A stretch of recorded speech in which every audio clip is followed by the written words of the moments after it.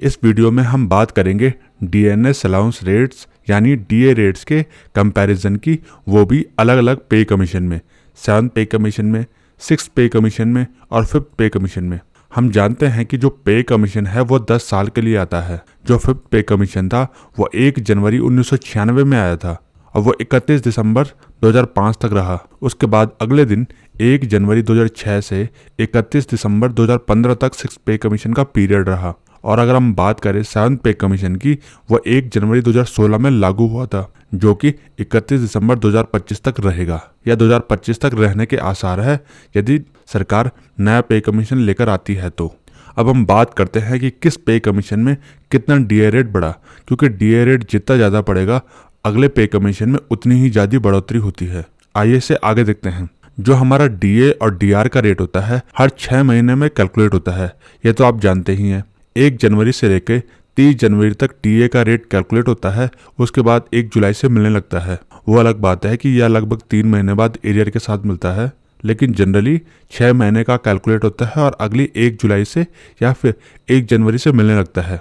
अगर 1 जुलाई से 31 दिसंबर तक कैलकुलेट हुआ है तो वह अगली 1 जनवरी से मिलना शुरू होगा।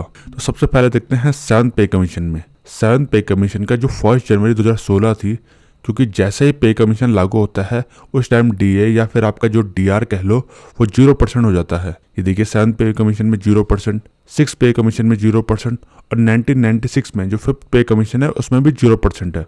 6 महीने पूरे होते हैं तो 2% बढ़ जाता है, यानी कि 1 जनवरी से लेके 30 जून तक 2016 में जो महंगाई कैलकुलेट हुई उसके आधार पर 1 जुलाई से 2% डीए या डीआर मिलने लगा। अगर हम 6th पे कमीशन की बात करें, यहाँ भी 2% था और 1996 में 4%। अब अगला साल आ जाता है 2017 का, तो पहले जनवरी में 4% बढ़ता है और जुलाई में 5% बढ़कर 5% हो जाता है। अगर हम 6th पे कमीशन में देखेंगे तो 6% और जुलाई में 9% हो जाता है।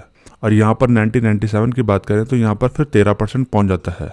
अगर हम तीसरे साल की बात करें 7th पे कमीशन में 2018 में, तो डीए जो है वो 7% पर आ जाता है और जुलाई में 9% पर। अगर हम 6th पे में बात करें तो यहाँ 12% पहुँच गया और उसके बाद 16%।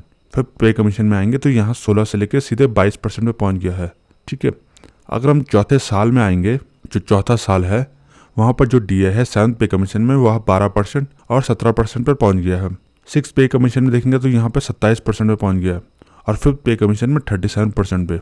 अब आते हैं इस फैक्टर में 5वें साल में, जो हमारा 5th साल है। आप यहाँ पर देखेंगे कि जो जनवरी 2020 है इस टाइम डीए अनाउंस हो जाता है 21%, लेकिन आपको मालूम है कि मार्च में कोविड स्टार्ट हो जाता है और लॉकडाउन लग जाता है, तो उसके बाद सरकार डीए देने से मना कर देती है, यानी कि जो नया डीए रेट बढ़ा है वो देने से मना कर देती है और 17% से ही दिया जाता है। और यह जो 17% है ये जुलाई में भी चलता है और जनवरी 2021 में भी चलता है। जबकि डीए के रेट बढ़ते हैं, 21% होता है, 24% होता है और 28% भी होता है, लेकिन कर्मचारियों को 17% से ही दिया जाता है। 6th पे कमीशन की बात करोगे तो यहाँ पर डीए रेट 35 और 45% तक पहुँच गया है और 5th पे कमीशन में 41% पर पहुँच गया है।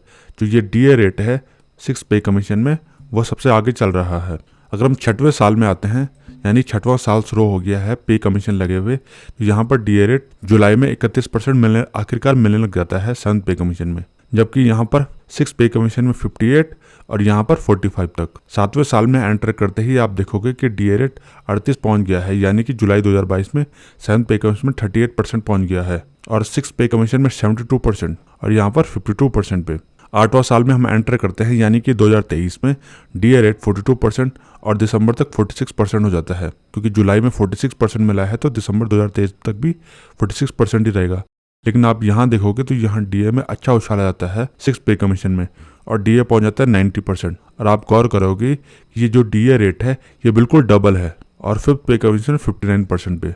अब हम 9वें साल में एंटर करते हैं, जनवरी 2024 में ये आखिरकार 7th पे कमीशन में डीए रेट 50% पहुंच जाते हैं। 6th पे कमीशन की बात करें, यहाँ डीए रेट बिल्कुल डबल 100%। और यहाँ पर एक स्पेशल बात हो जाती है 5th पे कमीशन में यहाँ जो डीए है वो बेसिक में मर्ज होता है। जी हाँ, जो आपका टोटल डीए होता है वो बेसिक में मर्ज हो जाता है और आपकी नई बेसिक बन जाती है।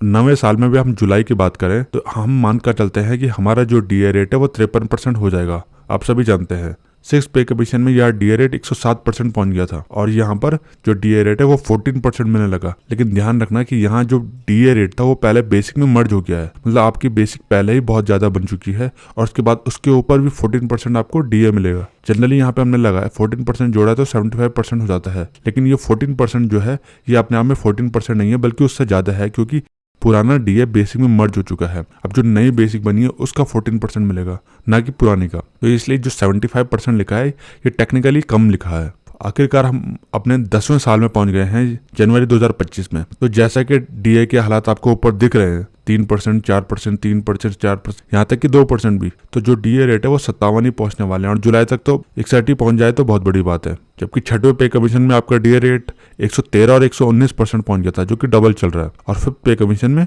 आपने देखा कि जो डीए रेट है पहले तो बेसिक में मर्ज हो गया, उसके बाद भी 21% तक पहुंच गया। तो ये थे आपके डीए रेट के कंपैरिजन। अब मान लो कि 8th पे कमीशन आता है तो 61% डीए के अकॉर्डिंग कितना हाइक मिलेगा, ये सोचने वाली बात है।